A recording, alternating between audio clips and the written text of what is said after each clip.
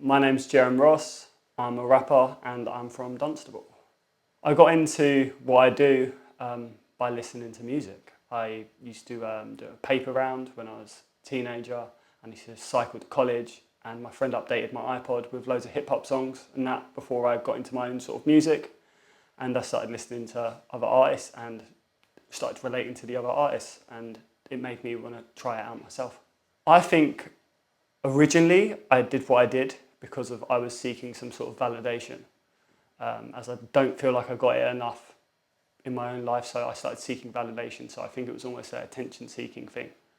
But as I started writing more and maturing, then it started becoming about the actual art itself. I fell in love with the art, and it became very cathartic for me, and that's why I do what I do. My goals are I want to eventually make a living out of my art, but my ambition is I want to be able to write songs that connect to people and try and push the boundaries in what I do.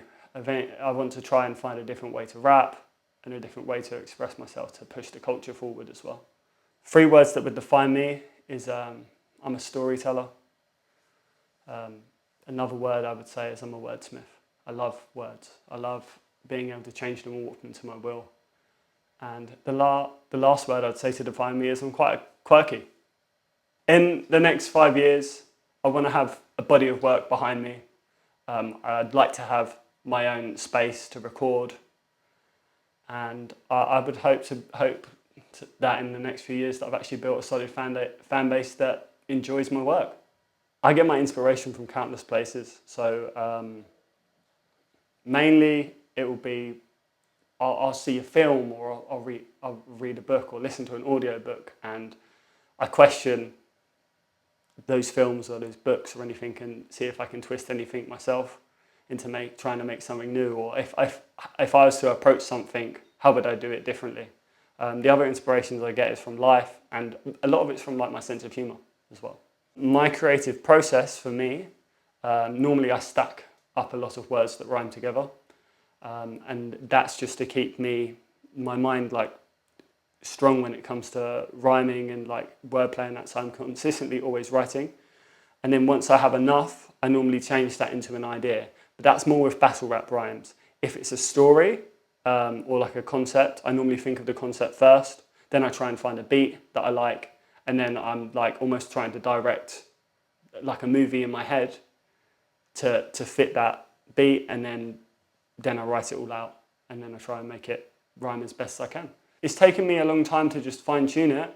I've been doing this since I was probably like 18. I'm now 30, but it's still growing. I'm still figuring it out, actually. So like, it's still not even fine tuned. And I think at the moment, if I just narrow it down to one thing and it's just one creative process, then that's when I'd become stale. So like, I am still trying new things all of the time, but I would say for the bulk of it, if I was talking about the smaller parts of it, that's what my creative process is so far.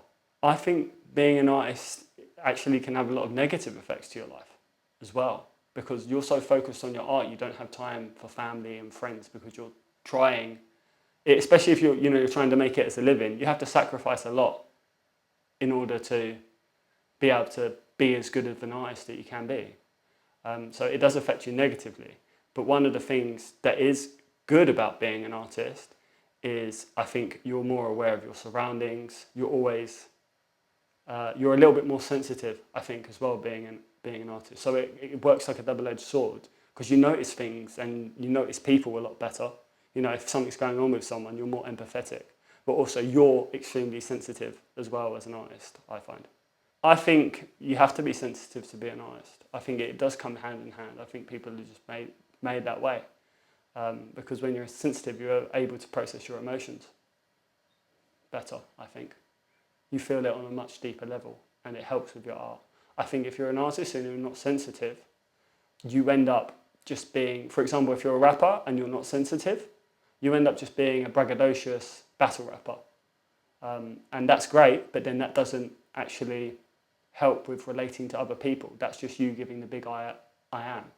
And the good thing about that, giving the big I am, is you're building yourself up in your own confidence. But in order to relate to other people, you need to talk about other subjects and how you feel when be a complete spectrum of emotions.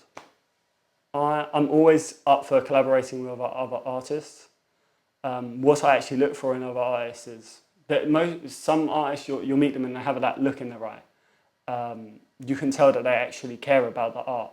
I don't just want to work with someone who's actually thinking this is like a quick, like a quick payday or anything like that. It's not that. So like what I'm looking for is the passion in the actual art itself, and I like to see people improving as well. So I check in on other people's art to see if they're improving, and then if someone, even if it's an artist and maybe they're not necessarily that good, but I see them improving, I'll work with them because I can see that they care.